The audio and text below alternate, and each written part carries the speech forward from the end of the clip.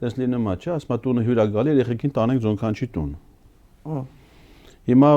մարդ է գալի Հայաստան, տնից ոչ մեկը դուրս չգաք, ավտոները չհանեք, փակվեք տներում, քաղաքում հյուրեր են լինելու։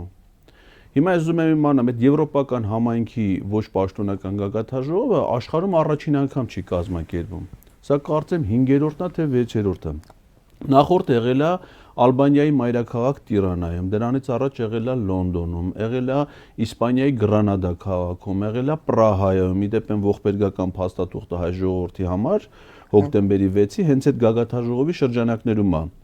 ստորագրվել։ Ես ուզում եմ իմանամ, այդ քաղաքներում էլ է կյանքը կանգն է, բոլորին ասել են տնից դուրս մի եկեք, մի աշխատեք, դպրոցները փակեք, հա, Պրահայում ոչ պաշտոնական գագաթա, իհարկե ոչ, պարոն Ղազարյան։ Ղազարյան։ Նայեք աշխարհում ավելի մեծ միջոցառումներ են լինում։ Ասենք ես ինքս Լեհաստանում եմ եղել, Լեհաստանը ընդունել է, ենթադրենք ՆԱՏՕ-ի գագաթաժողովը։ ՆԱՏՕ-ի անդամ եւ ոչ անդամ երկրների բազմաթիվ պատվիրակություններ, պետությունների ղեկավարների մասնակցությամբ եկել էին Վարշավա։ Քաղաք ապրում էր իր, իհարկե այն փողոցները, որտեղ որ անցնում էին պատվիրակությունները, հատուկ փակվում էին, վերահսկվում էին անվտանգության նկատառումները, բայց երկիրը ապրում էր իր, ասենք ես ուզում եմ անամ, եթե հյուրերը գալիս են միայն Երևան, Կապանում ինչի՞ է ոչ աշխատանքային օր։